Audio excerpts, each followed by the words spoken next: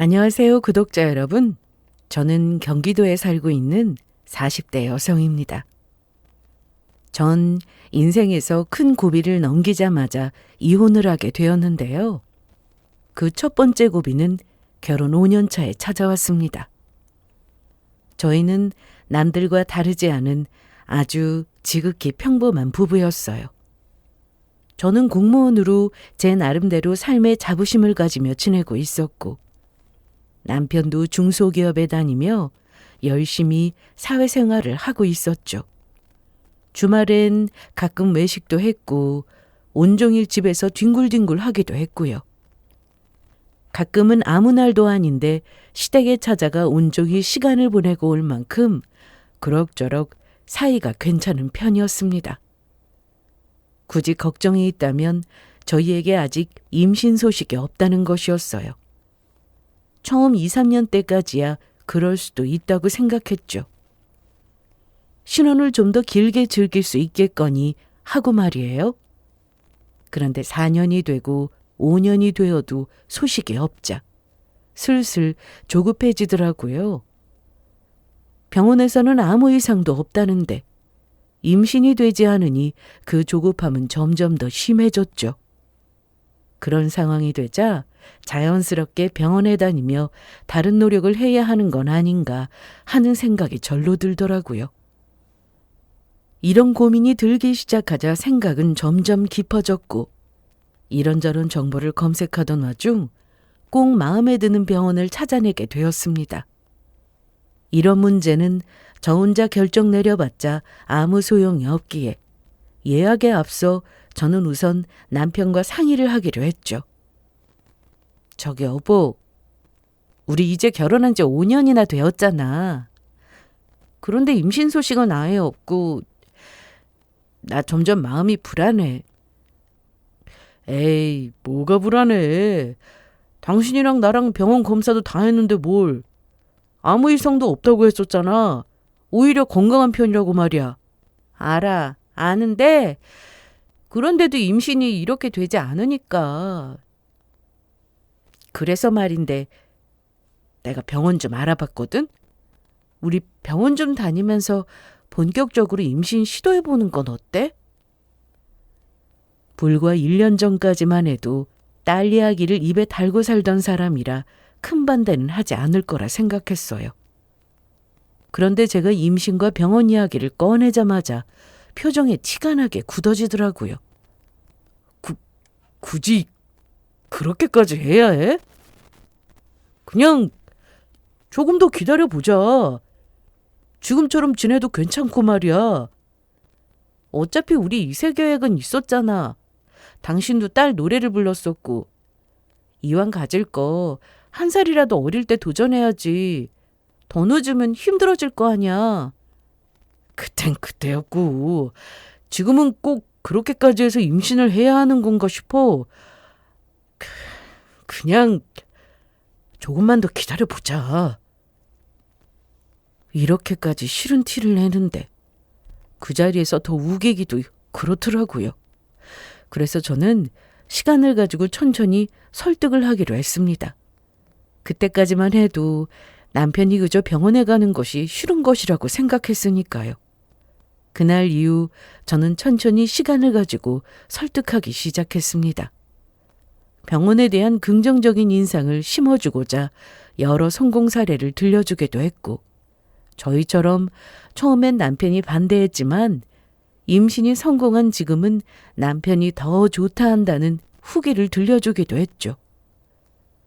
좀처럼 제가 포기할 기미가 보이지 않자 남편은 결국 왜 임신을 미루려고 하는지 그 이유를 털어놓더라고요. 여보 마음 잘 알겠는데 사실은 나도 생각이 있어서 그래. 무슨 생각? 왜? 무슨 일 있어? 무슨 일 있는 게 아니라 사실은 나 회사 그만두려고 해. 그런데 임신 준비하고 애까지 낳게 되면 한두 푼 드는 게 아니잖아. 좀 더 준비됐을 때 그때 준비하고 싶어서 그래. 뭐? 회사를 그만두고 싶다고? 왜? 회사에서 무슨 일 있었어? 걱정이 되더라고요. 간혹 회사 일이 힘들다, 그만두고 싶다는 말을 하긴 했지만 직장인이라면 그런 말은 누구나 하는 말이라 생각했는데 혹여나 제가 모르는 큰 일이 남편에게 생긴 건 아닌가 하는 생각이 들었죠. 괜히 남편의 사정은 아무것도 모르고 마음만 더 힘들게 한 건 아닌가 하는 미안한 감정이 스치기도 했고요. 그런데 남편의 입에선 제가 전혀 생각지도 못했던 이유들이 나오기 시작했습니다. 그게 당신도 알지? 나 부업으로 투자도 하고 있었던 거. 아무래도 월급쟁이보단 투자가 더 나한테 맞는 것 같아서 말이야. 아예 회사 그만두고 전업으로 할까 해. 보아하니 적은 돈으로 하는 투자가 꽤나 괜찮았나 모양인데 고작 그걸 믿고 투자를 전업으로 하고 싶다니 기가 막히더라고요. 하물며 집에서 따로 종목 공부를 하는 것도 아니었고 그저 남들이 하는 말을 듣고 따라 사고 따라 팔면서 말이에요. 그러다 집안 자체가 풍비박산 날 수 있다는 생각은 전혀 하고 있지 않는 듯 했죠. 너무나도 철없이 말이에요. 지금 그게 말이나 된다고 생각해? 당신 지금 운이 좋아서 몇 번 수익 난 것뿐이지 그것도 한순간이야. 당신이 따로 공부를 하는 것도 아니고 투자에 관해서 제대로 아는 것도 아니잖아. 공부야 일 그만두고 본격적으로 하면 되지. 당신도 알다시피 내가 회사 일도 바빠 죽겠는데 따로 공부할 시간이 어디 있어. 그리고 공부도 안 했는데 이렇게 수익 난다는 게 뭐겠어. 내가 다 투자에 일가견이 있다는 거 아니겠어? 퇴직금이랑 꽤 되니까 그 돈으로 본격적으로 투자 시작하면 우리 돈방석에 앉는 건 문제도 아니라니까? 이미 남편의 머릿속엔 꿈 같은 계획이 다 세워져 있더라고요. 말 그대로 이루어질 수 없는 개꿈이지만요. 남편은 정말 회사만 그만두고 나면 돈방석에 앉는 건 일도 아니라는 듯 믿어 의심치 않는 듯 했고 저는 그런 환상의 나라를 완전 깨버리기 위해 좀 더 강하게 반대를 했습니다. 여보, 정신 차려. 당신 말처럼 그런 식으로 감으로 투자해서 수익 날 것 같으면 사람들이 왜 회사에 다니겠어? 점쟁이도 왜 남의 점이나 봐주겠냐고. 감도 좋은데 그 감으로 투자나 하지. 그냥 회사나 계속 열심히 다녀. 투자는 지금처럼 부담되지 않는 선에서 하고 말이야. 당신은 무슨 말을 그렇게 하냐? 남편 좀 믿어라. 나도 다 생각이 있단 말이야. 다 우리 가정을 위해서 큰 결정 내린 거라는 걸 왜 몰라? 가정을 말아먹기 위해서 큰 결정 내린 거겠지. 어쨌든 난 반대니까 그런 줄 알아? 말아먹다니. 당신은 꼭 그렇게 재수없는 말을 해야겠어? 내 말이 틀려? 정하고 싶거든. 좀 더 준비한 다음에 해. 적어도 1년은 월급만큼 수익 내서 운이 아니라 실력임을 증명하고 퇴사를 하든 전업을 하든 하란 말이야. 그전까진 난 절대 반대야. 알았어? 남편은 끝까지 저를 설득하려 애쓰더라고요. 달래도 보고 화를 내기도 하고 애원을 하기도 했고요. 하지만 저는 끝까지 반대를 했죠. 차라리 일이 힘들어서 그냥 한동안 휴식기를 가지고 싶다고 했다면 흔쾌히 그러라고 했을 겁니다. 그간 남편도 힘들었을 테니까요. 그런데 운에 맡겨 그 큰 돈을 가지고 투자를 전업으로 하고 싶다니 그건 절대 안 될 일이었죠. 그렇게 저에게 완강한 반대표를 받은 남편은 점점 비뚤어지기 시작하더라고요. 다행히 회사는 그만두지 않았으나 퇴근하고 돌아오면 괜한 시비를 걸어대곤 했죠. 당신 아무리 맞벌이라고 해도 집안 꼴이 이게 뭐야? 집이 뭐 깨끗하기만 한데 무슨 트집이 잡고 싶어서 갑자기 이런 지적을 하는 건데? 트집 잡는 게 아니라 집에 먼지가 너무 많잖아. 여기저기 먼지투성이야 아주. 그저께 주말에도 대청소했는데 먼지는 무슨 먼지야. 그렇게 먼지가 씻고 견디기 힘들면 당신이 직접 해. 난 내 나름대로 최선을 다한 거니까. 참나. 집에 먼지만 가지고만 내가 이러는 게 아니야. 반찬도 그래. 요즘 왜 그렇게 맛이 없어? 간은 하나도 안 맞고 찌개는 물에 야채만 빠뜨려 놓은 맛이라고. 웃기지도 않은 소리였죠. 그렇게 입맛에 맞지 않는다는 사람이 밥 두 그릇은 늘 기본이었으니 말이에요. 네, 남편은 참 유치하게도 저에게 시위를 하는 것이었습니다. 처음에는 그 마음을 알기에 어느 정도 참으려고 했었어요. 자기도 다 우리 가정 잘 되고자 나름대로 생각해서 내린 결정인데 제가 단박에 반대를 했으니 얼마나 마음이 상했겠어요. 그래서 어느 정도의 토라짐은 받아줄 생각도 있었던 것이었죠. 그런데 날이 가면 갈수록 그 트집이 심해지고 짜증도 심해지니 저도 참을 수가 없더라고요. 무슨 수험생을 데리고 사는 것도 아니고 말만 했다면서 짜증을 내니 저도 결국 폭발을 하고야 만 것이었죠. 당신! 내가 참아줄 때 적당히 해. 내가 뭘? 몰라서 물어?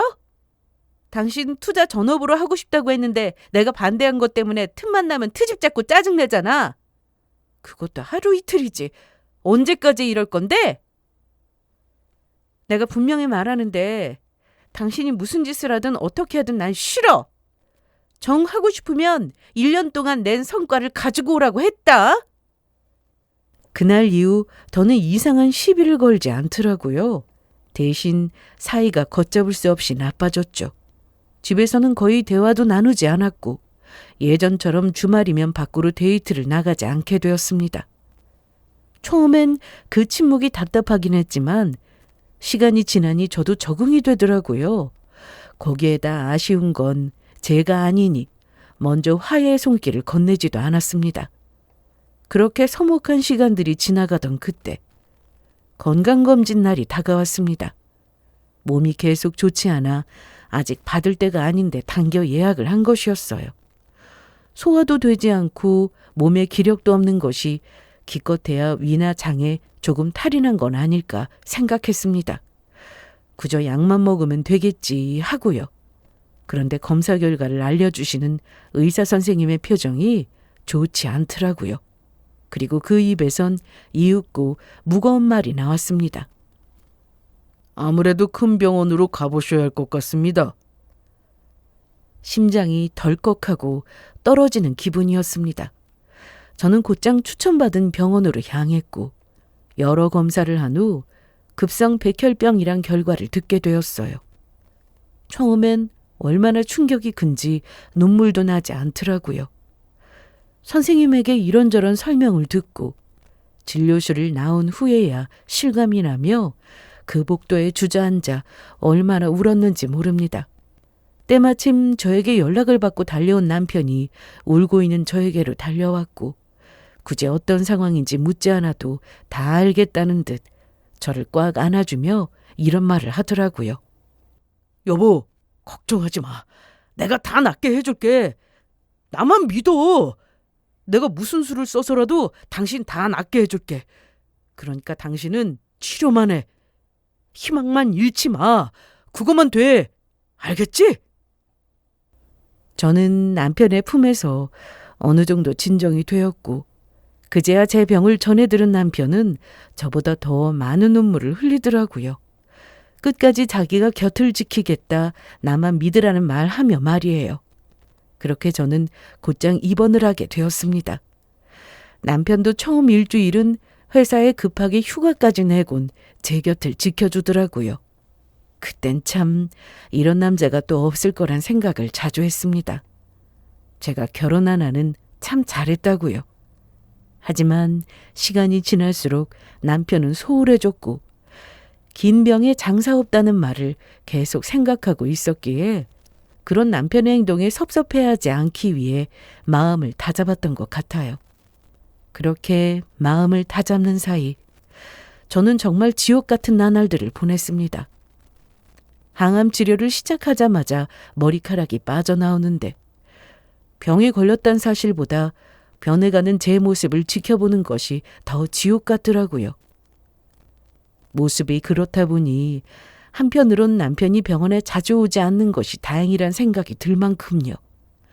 입안은 다 헐어갔고 속도 좋지 않고 입안도 아파 밥도 제대로 먹지 못했죠. 독한 약, 제대로 먹지 못하는 식사 때문에 몸은 점점 말라가더라고요. 그리고 무엇보다 힘든 건 새벽녘 갑자기 올라가는 열이었습니다. 그럴 때마다 간호사들은 달려왔고 수치가 위험하게 떨어져 보호자가 와야 하는 날도 있었죠. 처음엔 눈물 콧물 빼며 달려오던 남편도 어느 순간부터는 오지 않았고 남편을 대신해서 시모가 오기 시작하더라고요. 부모님은 멀어도 너무 먼 곳에 살고 계셔 아예 연락처를 적지도 않았더니 남편과 연락이 되지 않는 날이면 시모에게 연락이 간 것이었습니다. 다은아 괜찮니? 열은 다 떨어졌다는데 어디 불편한 곳이나 아픈 곳은 있어? 또 어머님이 오셨어요? 잠도 못 주무시고 어떻게 해요? 지금 잠이 문제니? 네가 위험하다는데. 오는 길에 아들이랑 통화했는데 지금 회사라고. 이번에 맡은 일 때문에 회사에서 일하고 있다고 하더라. 아예 밤샘이야 할 것 같다고 말이야. 그래서 너 좀 부탁한다고 했어. 자기도 오고 싶은데 팀원들도 다 같이 하는 일이라서 자기만 빠질 수 없다고 말이야. 하는 수 없죠. 저는 괜찮아요. 이렇듯 남편과 연락이 되지 않을 때마다 시모가 대신 변명도 해주고 간호도 해주는 날들이 반복되었죠. 그리고 이런 날이 많아지면 많아질수록 시모는 저에게 더 미안해 하시더라고요. 밤새 간호를 해주시기도 했고요. 아무래도 시어머니와 며느리 사이이니 조금의 서먹함은 있긴 했었는데 이 일을 겪으며 저희는 참 많이도 가까워졌습니다. 친정 부모님께도 시어머니께서 직접 연락을 자주 해주시며 안부를 전해주시기도 했고요. 하지만 시모가 아무리 지극정성으로 해줘도 남편에게 섭섭한 마음은 어쩔 수가 없더라고요. 저를 보러 오는 날들이 줄어 혹시나 하는 상상들을 하며 불안해지기도 했고요. 하지만 그럴 때마다 병원에 오지 못하고 일을 해야 하는 만큼 바쁜 남편은 얼마나 힘들까라고 생각하려고 애썼어요. 거기에다 제가 바쁜 이유론 투자 이야기를 꺼내지도 않으니 그것만 해도 참 다행이라고요. 이때 이런 마음을 먹었던 건 남편을 위해서가 아니었습니다. 저를 위해서였어요. 병과 싸우기도 힘든데 남편과 싸우고 싶지 않기도 했고 그런 나쁜 생각으로 저를 갉아먹고 싶지도 않았으니까요. 그렇게 저는 부정적인 생각들을 조금도 하지 않으며 그 지옥 같은 날들을 이겨내기 시작했죠. 그렇게 1년의 세월이 지났습니다. 항암을 버텨내고 검사 수치는 조금씩 안정되기 시작했어요. 몸이 비틀어지게 고통스러운 날보다 그렇지 않은 날이 더 많아지고 어느 순간엔 하하호호 웃음도 날 무렵 저는 저에게 급성 백혈병이라 알려주셨던 의사 선생님께 제 몸 상태 말을 듣게 되었습니다. 이젠 위험한 상황도 잘 넘겼고 외래 진료를 해도 되겠다고요. 완치 판정을 받은 것도 아니었지만 집으로 돌아가도 된다는 그 말에 얼마나 행복했는지 몰라요. 살 수 있다는 희망이 저를 밝게 비추는 듯 했죠.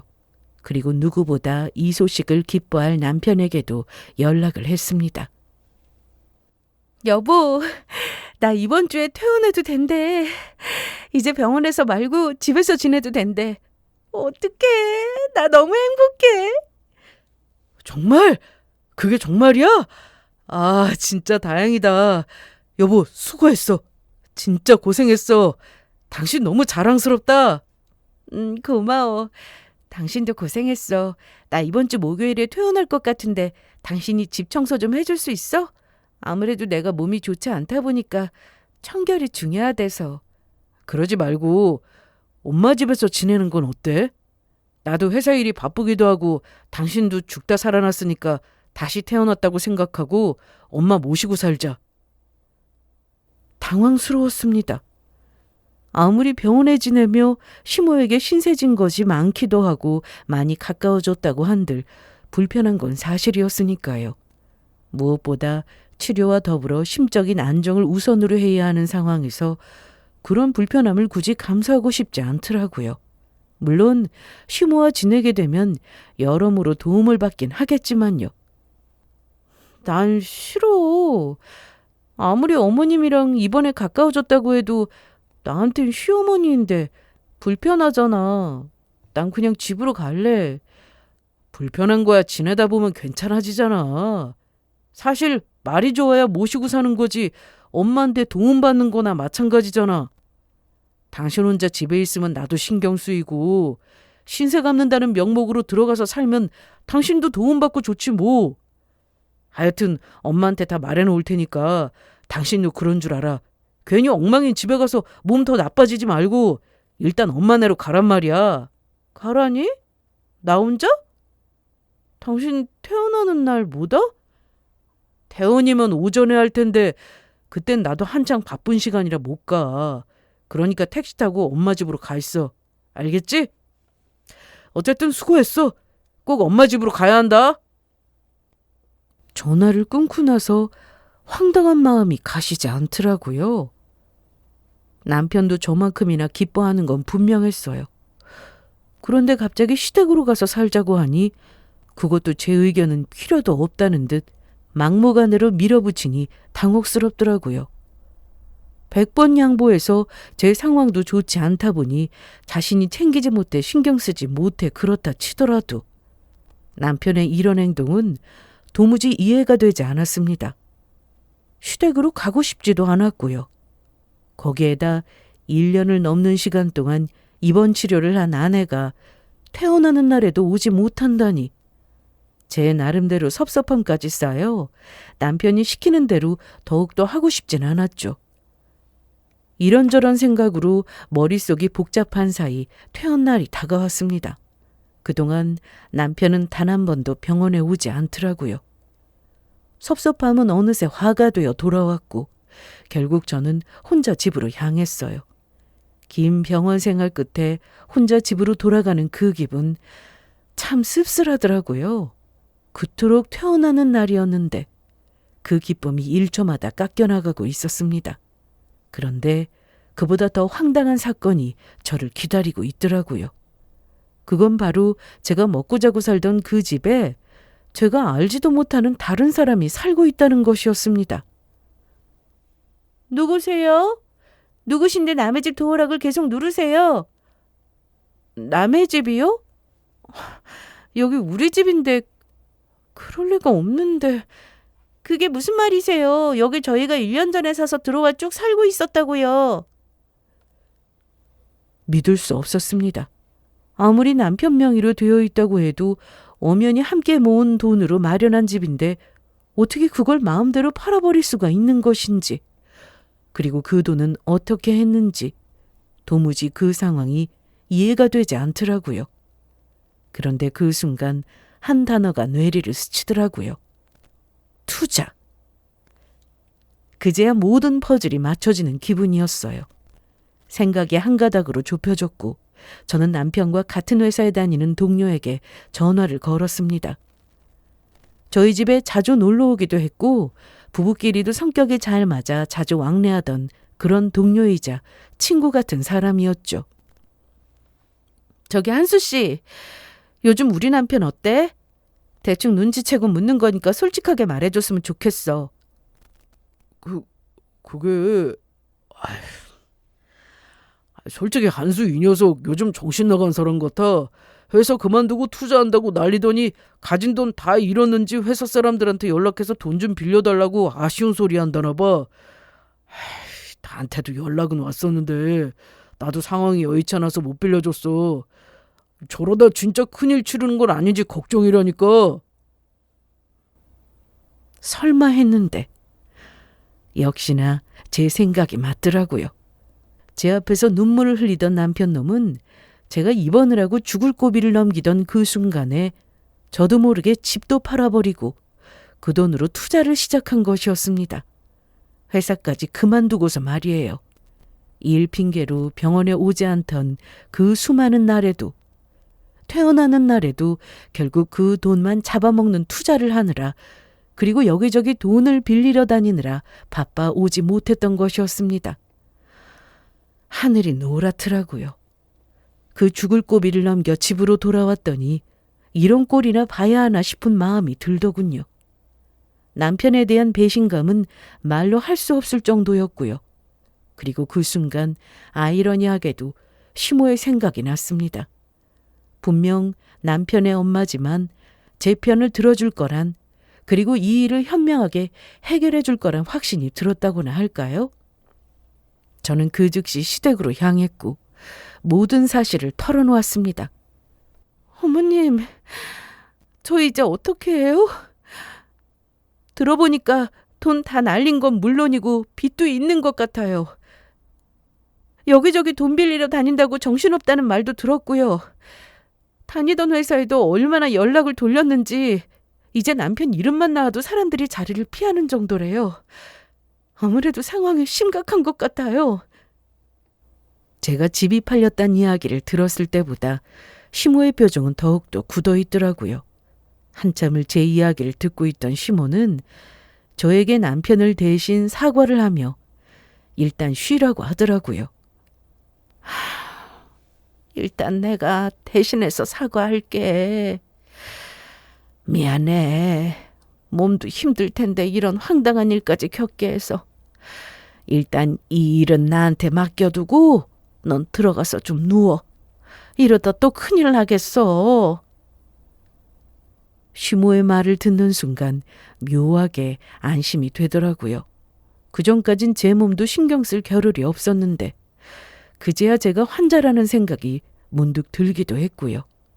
저는 일단 시모가 시키는 대로 방으로 들어가 쉬었고, 시모는 남편에게 전화를 걸어 제가 푹 쉬어야 하니 일단 오늘은 집에 오지 말고 내일 오라고 하시더라고요. 오늘 바쁜 일을 다 끝내놓고 내일 와서 온종일 시간을 보내주라고요. 시모가 잘 둘러대 준 덕인지 남편은 그날 오지 않았고 그 덕에 저는 생각 정리와 함께 편히 휴식을 취할 수 있었습니다. 그리고 다음 날 시모가 시킨 대로 아침 일찍 남편이 시댁으로 오더군요. 퇴원날 오지도 못한 것이 신경 쓰이긴 했는지 꽃다발까지 사들고 말이에요. 시모는 그 꽃다발을 제 손에 전달되지 않도록 중간에 꽃을 받아 식탁에 던지다시피 내려놓고 남편을 불러 앉혔습니다. 그리곤 곧장 말을 꺼내셨죠. 너 요즘 어디에서 뭐하고 지내는 거야?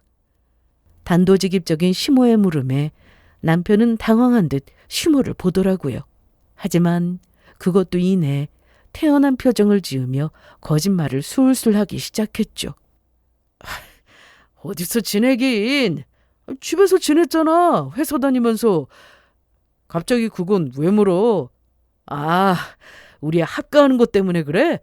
그건 내가 집사람한테 말했듯이 나 회사도 나가야 하는데 집사람 집 혼자 두기 신경 쓰여서 그래. 친정이 가까운 것도 아니고 엄마가 좀 보살펴주면 좋잖아. 집사람도 죽다 살아났으니까 다시 태어났다 생각하면서 엄마 모시고 살면 좋고 말이야. 남편은 입에 침 한 번 바르지 않고 저에게 했던 말을 그대로 울퍼대고 있더라고요. 그런 모습에 시모는 더 큰 실망을 한 듯 언성을 높이며 화를 내기 시작했습니다. 이 녀석이 바른 대로 말 못해? 너 집 팔았다며? 이미 1년 전에 팔았다고 하던데? 집이 없는데 어디서 지내고 있단 말이야? 그리고 그 돈으로 뭐 했어?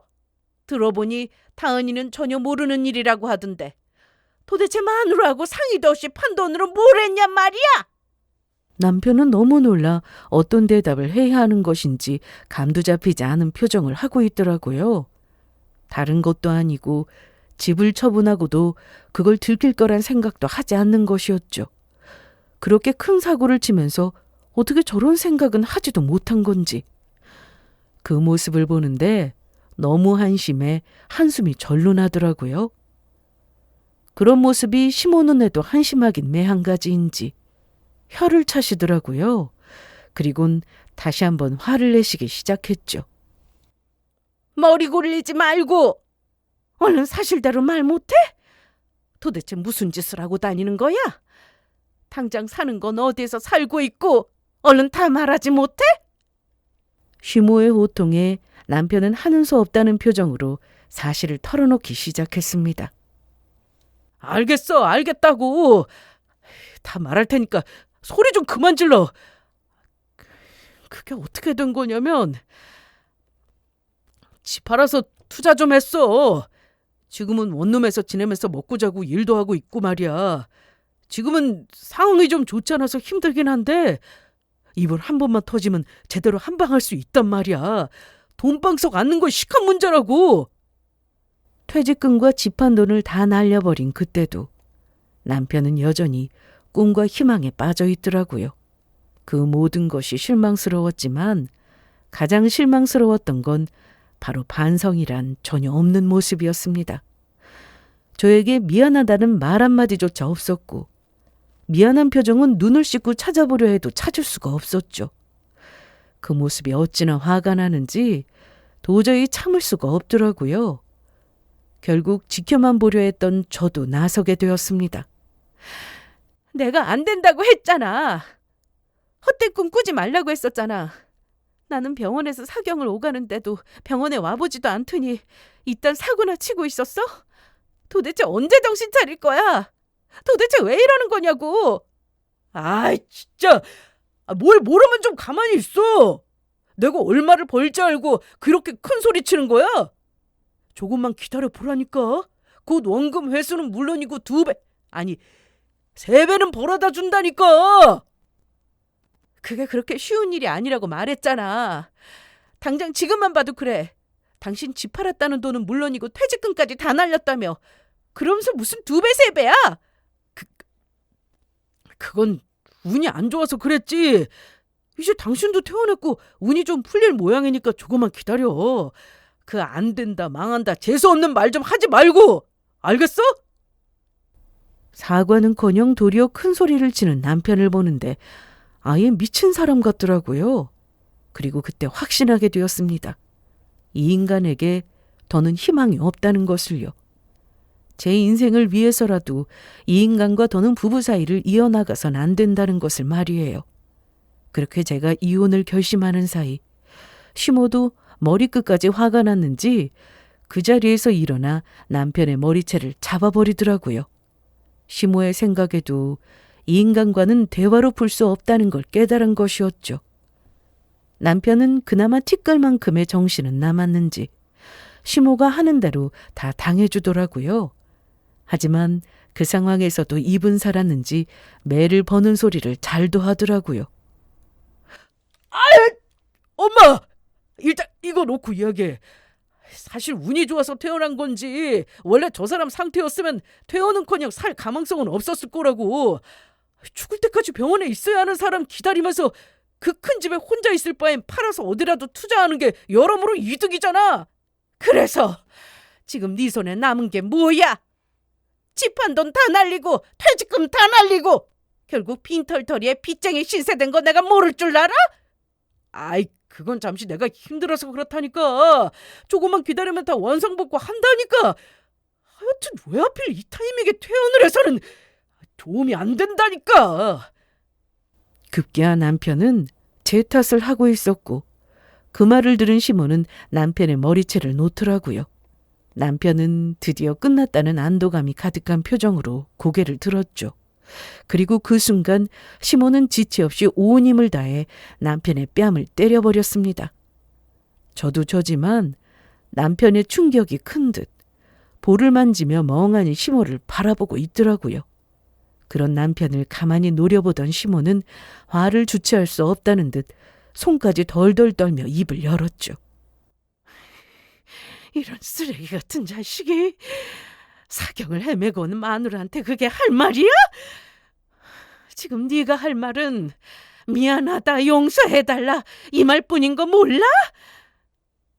입이 10개라고 해도 할 말이 없어야 할 녀석이 감히 누굴 원망하고 있어? 엄마, 나 엄마 사위 아니고 아들이야, 아들. 이런 상황에서 내가 아무리 잘못했다고 하더라도 내 편을 들어줘야지. 이딴 쓰레기 짓을 하고 반성도 없는 놈한테 편을 들어줄 거라 생각했어? 그나마 나니까 여기까지만 하고 끝난 줄 알아. 다은이 부모님이 하셨으면 너는 오늘 제삿날이었을 테니까. 부모님께 바로 알리지 않고 나한테 알린 다은이한테 감사하고.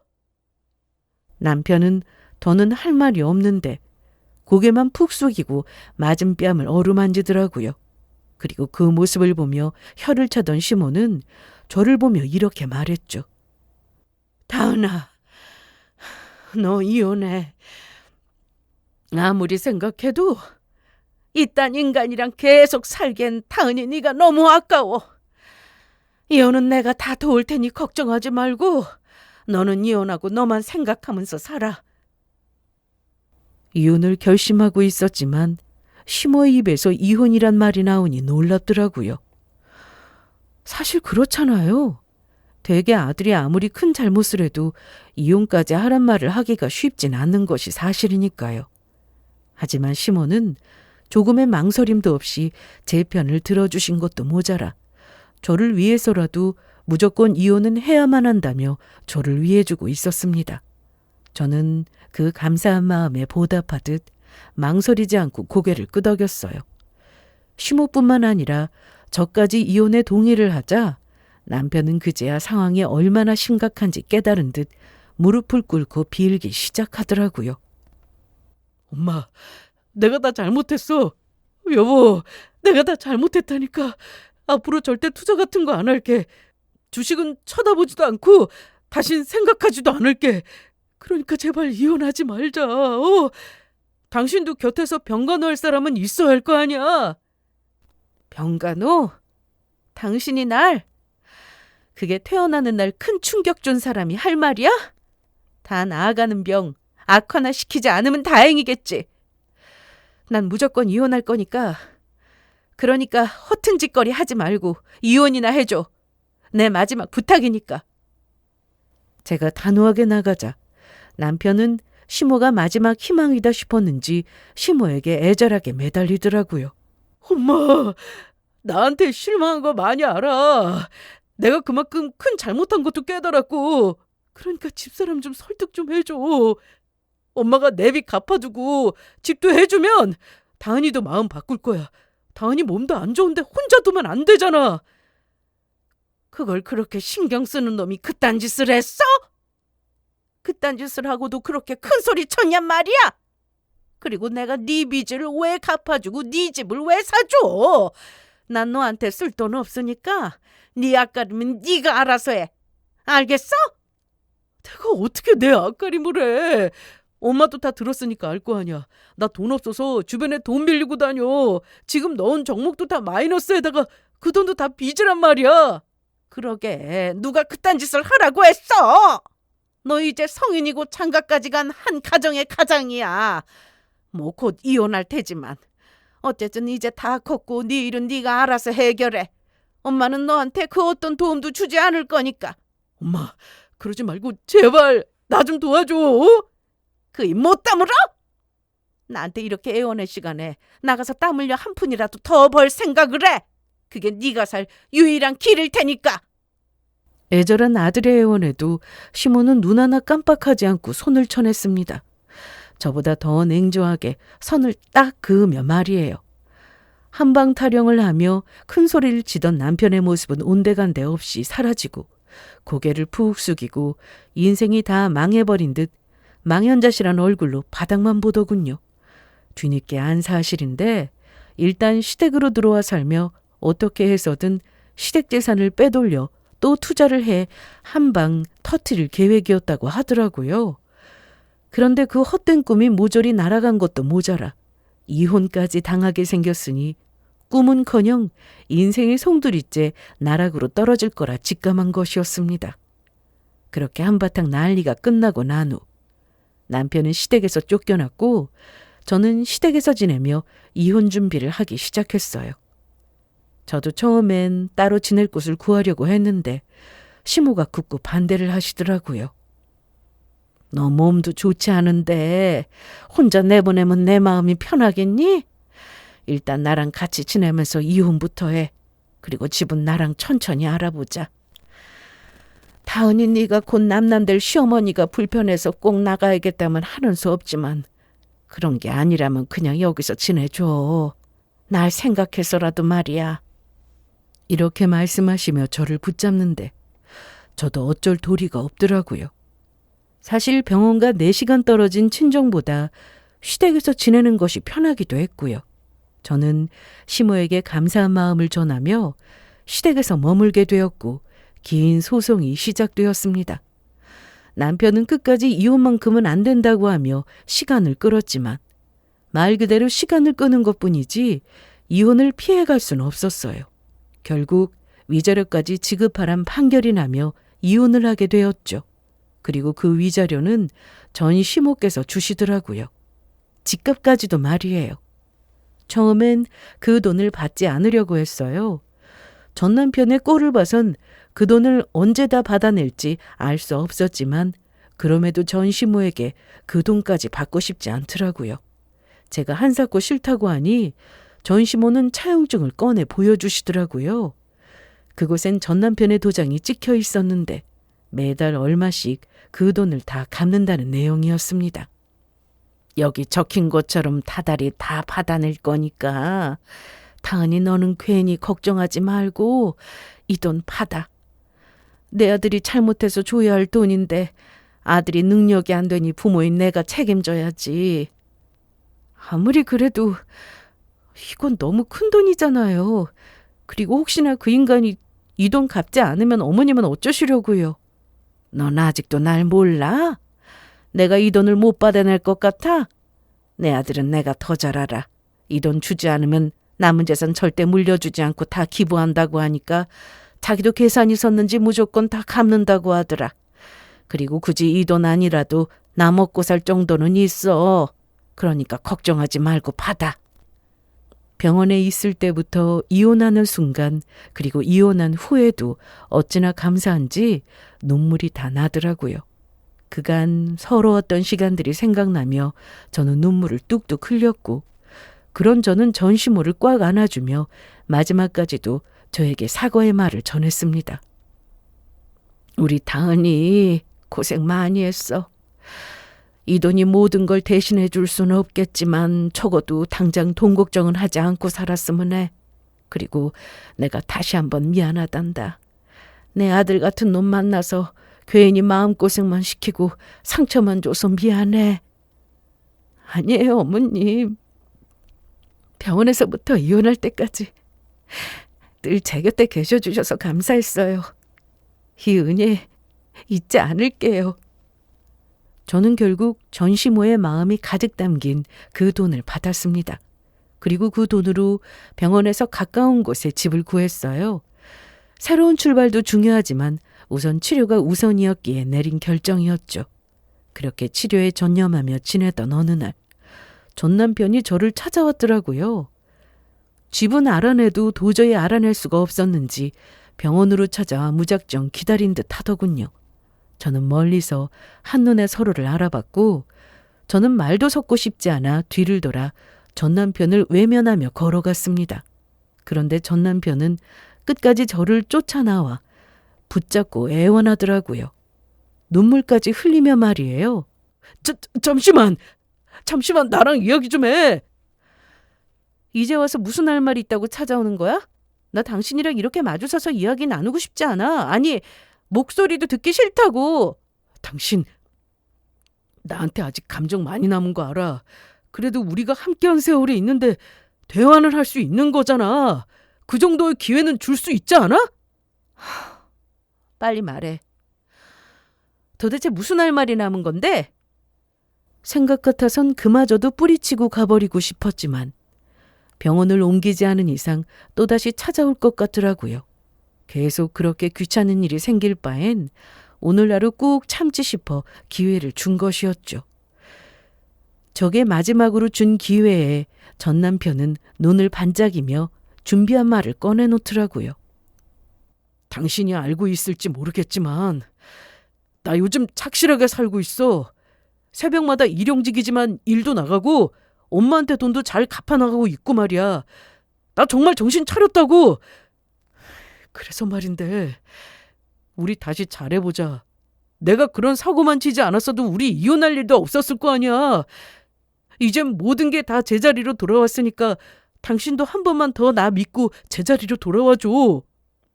기껏 병원까지 찾아와서 한다는 말이 다시 재결합을 하자는 말이더라고요. 그저 저에게 너무 미안한 마음이 남아서 다시 한번 사과하려고 왔다고 했다면 또 모르겠습니다. 못 이기는 척 그 마음을 받아줬을지도요. 하지만 그 순간에도 반성보단 어떻게 해서든 그 지옥에서 벗어나고자 저와의 재결합을 이용한다는 생각밖에 들진 않더라고요. 그런 생각이 들자 조금 남아있던 미움도 싹 사라지며 그 인간에 대해서 아무런 감정도 들지 않더라고요. 그러니까 재결합하자는 말 같은데 난 그딴 생각 전혀 없으니까 꿈깨. 너 같으면 마누라 죽어나가는 와중에 허락도 없이 집 팔아 그 돈이나 날리는 인간이랑 다시 살고 싶겠어? 난 그딴 헛된 꿈이나 꾸는 인간은 아무짝에도 필요도 쓸모도 없다고 생각하는 사람이야. 나 이제 진짜 정신 차렸다니까. 다신 그런 일 없다니까. 그건 지금 당신 생각이지? 당신 막말로 지금 생활이 너무 힘들어서 나 찾아온 거잖아. 나랑 다시 재결합하면 어머님도 하는 수 없이 당신 용서해 줄 거고 나를 봐서라도 뭐라도 해주진 않을까 해서 나 찾아와서 반성하는 척하는 거 모를 줄 알아? 난 당신 수대로 놀아줄 생각 전혀 없으니까 어머님한테 연락하기 전에 꺼져! 다시 찾아오지도 말고! 전 남편은 제 예상대로 저를 이용할 생각이었는지 그 어떤 변명도 하지 못하고 그대로 돌아가더군요. 참 끝까지 어찌나 멍청한 생각을 가지고 한심한 짓거리만 하는 것인지 저딴 인간과 이혼하길 정말 잘했다고 생각했네요. 그때 만약 살아온 세월을 생각해서 제 몸 상태를 생각해서 이혼 말고 참고 사는 결정을 했다면 그 정신 나간 인간 뒤처리를 해주느라 아마 병원 다닐 돈도 없었을 테니까요. 그 후 전 남편이 저를 찾아오는 일은 없었습니다. 그렇게 평화로운 시간은 흘렀고 이혼한 지 올해로 4년이 넘었네요. 저는 아주 잘 지내고 있습니다. 여전히 병원에 다니고 있지만 3년째 아무런 이상도 없고 앞으로도 몇 년만 더 잘 버티면 완치 판정도 불가능한 일은 아니라고 해주시더라고요. 요즘엔 가끔 친구들을 만나기도 하고 전시모를 만나기도 해요. 어찌된 것인지 친구들보다 전시모와 만나서 밥도 먹고 영화도 보는 것이 더 편한 것 있죠? 그만큼 제가 전시모를 의지하고 전시모도 저를 의지하는 것이 아닌가 싶어요. 이혼하고 나면 전 남편은 물론이고 전 시댁 식구들도 보기 싫고 이야기를 듣는 것조차 싫다고들 하던데 저희는 오히려 이혼하고 난 후에 더 가까워진 거 있죠? 이것도 참 특이하지만 귀한 인연이다 싶기도 하네요. 그래서 저는 앞으로도 전시모와 계속 연락하고 지내려고 합니다. 저를 위해 제 편을 들어주셨던 그 마음을 잊지 않고 제가 도울 수 있는 일을 하기 위해 곁에서 지내보려고요. 그렇다고 해서 전 남편과 마주친다거나 소식을 듣는 일은 전혀 없어요. 저희는 누가 약속이라도 한 것처럼 전 남편의 이야기를 꺼내지 않는 것은 물론이고 전 남편도 전시모의 허락 없이 전 시댁엔 발길도 하지 못하는 입장이라고 하더라고요. 유산 욕심에 여전히 빚은 잘 갚는 듯 하고요. 어쨌든 저는 전시모의 관계를 유지하며 한동안은 이때껏 그래왔듯 완치를 위해 나아가려고 합니다. 그리고 완치 판정을 받는 날 여행을 떠나려고요. 어디로 얼마나 이런 계획을 정하지 않고 그저 발길이 닿는 대로 그 여행이 지겨워질 때까지 무작정 말이에요. 그리고 그 여행이 지겨워지는 그날 원래 제자리로 돌아와 진정한 새로운 인생을 살아가 보려고 합니다. 병원 치료가 힘들고 지칠 때 이런 생각을 하면 없던 힘도 절로 생기는 거 있죠? 다들 제 완치 응원해 주실 거죠? 그리고 언제가 될지 모르겠지만 제가 맞이해야 할 새로운 인생도요. 그러면 저도 여러분의 행복과 앞날을 위해 응원의 말 전하며 이만 물러가 볼게요. 다들 바라시는 모든 일이 다 잘 되길 바라시며 긴 글 읽어주셔서 감사합니다.